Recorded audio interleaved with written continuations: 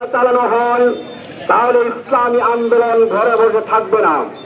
যদি এদেশের লক্ষ কোটি মানুষের রাজনৈতিক আধ্যাত্মিক আহ্বান হযরত পীর সাহেবের চরমনায় যিনি ডাক দেন, এদেশের ৯৩ ভাগ মুসলমান মাথায় কাপড়ের কাপড় বেঁধেন রাজপথে নেমে আসবেন, যেই আন্দোলনকে আপনার দমাতে পারবেন না, ঠিক কিনা বলেন?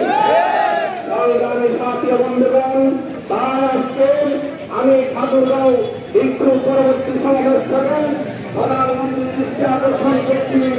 আপনি যা করেছেন বেশি করে ফেলেছেন, তাই আপনি ছাত্রদের ন্যায্য অধিকার বাস্তবায়ন করে তাদের ন্যায্য দাবি বাস্তবায়ন করে আপনি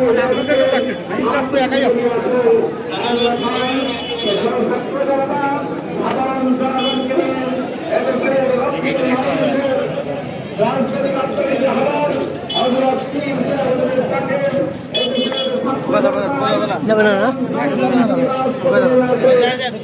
আন্দোলন আপনারা থামাতে পারবেন না।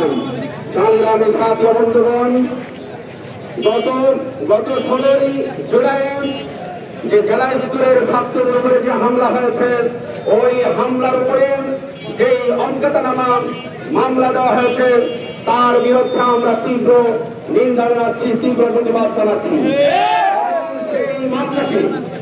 সেই মামলাকে দ্রুত সময়ের মধ্যে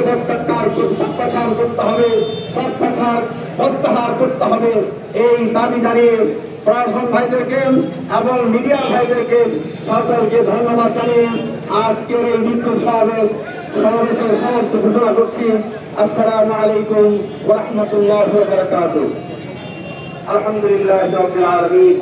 আয় আল্লাহ তাআলা, আয় আল্লাহ আমরা গুনাহগার আকার সতাকার কবিতা কমজোর বান্দা, আয় আল্লাহ আমাদের এই প্রোগ্রামকে তুমি সফল আর মঞ্জুর করো। আয় আল্লাহ আমাদের এই বিক্ষোভ সমাবেশকে কবুল আর মঞ্জুর করো। আয় আল্লাহ এই দেশের ছাত্র জনতার ন্যায্য দাবি আয় আল্লাহ বাস্তবায়নে তুমি সরকারের সম্মতি দান করো।